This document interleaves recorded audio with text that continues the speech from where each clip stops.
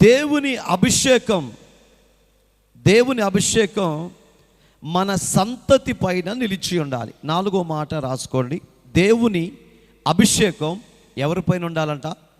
సంతానము పైన నిలిచి ఉండాలి. దేవుని కొరకు పిలువబడినటువంటి సేవకుడా, దేవుని కొరకు ఏర్పరచబడినటువంటి సహోదరుడా, మనము కాస్త జాగ్రత్తగా ఈ మాట గురించి ఆలోచన చేస్తున్నట్లయితే, ఒక్కసారి నువ్వు పిలువబడిన తర్వాత, ఒక్కసారి నువ్వు ఏర్పరచబడిన తర్వాత, ఒక్కసారి దీపము వెలిగించిన తర్వాత అది దివ్యమానమై ప్రకాశించాలి, కానీ అది ఎప్పటికీ ఆరిపోకూడదు.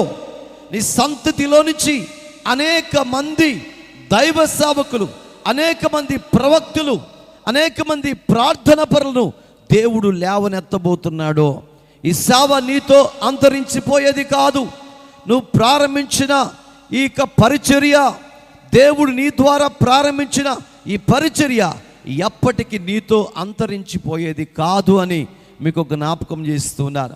ప్రారంభించిన వాడు దేవుడే, దాన్ని ఫలింపచేసిన వాడు దేవుడే, దాన్ని విస్తరింపచేసేవాడు దేవుడే, శాఖలుగా అనేక ప్రాంతాలకు తీసుకెళ్లేవాడు కూడా దేవుడే. ప్రియులారా, ఒకవేళ నీ సంఘములో నీ తదుపరి ఎవరైనా బోధించేవారు లేరు అనుకుంటున్నావేమో, నీ బిడ్డల మాట వినటం లేదనుకుంటున్నావేమో, నాకుంది ఆడపిల్లలే అనుకుంటున్నావేమో. ఇదిగో చూడండి, నువ్వు చూస్తుండగానే, నీ కళ్ళ ముందు చూస్తుండగానే నీ సంఘములో నుంచి దేవుడు ఒక గొప్ప దైవజనుని లేవనెత్తునుగాక. హల్లెలూయా. ప్రారంభింపబడిన పరిచర్య మధ్యలో ఆగిపోయేది కాదు. ఇశ్రాయేలీల సంతతిలో నుంచి, వంశములో నుంచి సౌలు రాజును దేవుడు ఏర్పాటు చేసుకుంటే, అతడు చేసిన అతిక్రమమును బట్టి దేవుని కృపను పోగొట్టుకుంటే, తదుపరి ఆ కృపను దేవుడు ఎవరికి ఇచ్చాడంటే దావీదునకు ఇచ్చాడు.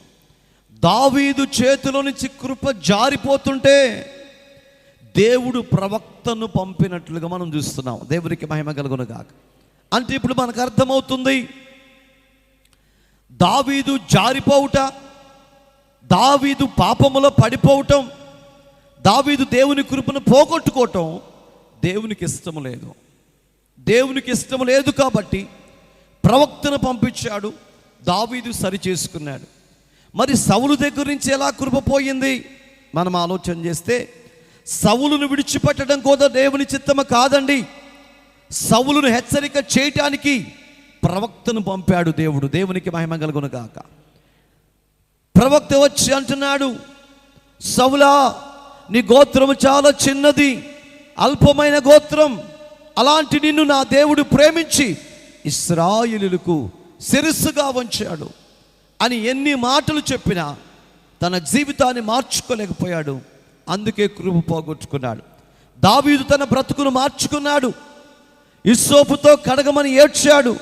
దేవుని కనికరమ కొరకు, దేవుని దయ కొరకు, దేవుని కృప కొరకు కన్నీరు మున్నీరుగా ఏడ్చి ప్రార్థన చేశాడు. కాబట్టి ప్రార్థన వలన, కృప వలన ఆ అభిషేకం అతని మీదే కాకుండా అతని కుమారుని పైకి వచ్చింది. చేతులు ఎత్తి స్తోత్రం చేద్దాం.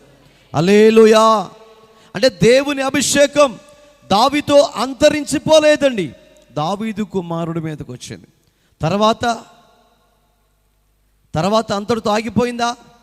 సంతతిలో 1 by 1, ఒక్కరి తర్వాత ఒకరు తర్వాత ఒకరు. హల్లెలూయా. నా యేసుక్రీస్తు ప్రభుల వారు ఈ లోకములో రావడానికి కూడా దావీదు సంతతిలో నుంచి బయటకు వచ్చినట్లుగా మనం చూస్తున్నాం. ఏమి అద్భుత కృపండి, ఎంత అద్భుతమైన కృపండి. అంటే ఒకసారి ప్రారంభించిన తర్వాత ఈ మధ్యలో అంతరించిపోయేది కాదు. ఒకవేళ నువ్వు అనుకుంటున్నావేమో చేయలేను అని, నువ్వు అనుకుంటున్నావేమో నా వల్ల కాదు అని, ఈ సేవ నీది కాదు, ఈ పని నీది కాదు, ఇది స్తోత్రం సాగిపోవటమే. మనకు తెలియదు, దేవుడు అనేక మంది వ్యక్తులను ఏర్పరచుకుంటాడు. నీ మట్టుకు నువ్వు బ్రతికున్నంత కాలం దేవుని పరిచర్య చేస్తూ ఉంటావు. ఆ తదుపరి నీ వంశములో నుంచే నా దేవుడు పైకి తీసుకుని వస్తాడు. అయితే దేవుని సేవకులుగా మనము చేయవలసిన పని ఏమిటో తెలుసా? ఓ భారాన్ని కలిగి ఉండాలి. ఎటువంటి భారం అంటే, నా తర్వాత సంఘాన్ని నడిపించే వ్యక్తులు ఎవరు? ప్రభా, ఎవరిని మీరు సిద్ధపరచబోతున్నారు? అది నేనుండగానే, నేను చూస్తుండగానే అది జరగాలి ప్రభు అని ప్రభు సన్నిధిలో ప్రార్థన చేసుకోవలసిన వారమై ఉంటున్నాం. దేవునికి మహిమ కలుగును గాక. హల్లెలూయా. ముఖ్యంగా మీరు గమనించండి, ప్రాముఖ్యత ఎందుకు, దేనికి అనవలసిన వాళ్ళు సంఘములో బిడ్డలా లేకపోతే కుటుంబ సభ్యులా అనే దాని గురించి ఆలోచన చెప్పారా అన్నట్లుగా ఉంటారు. మీరు గమనించండి, వ్యత్యాసం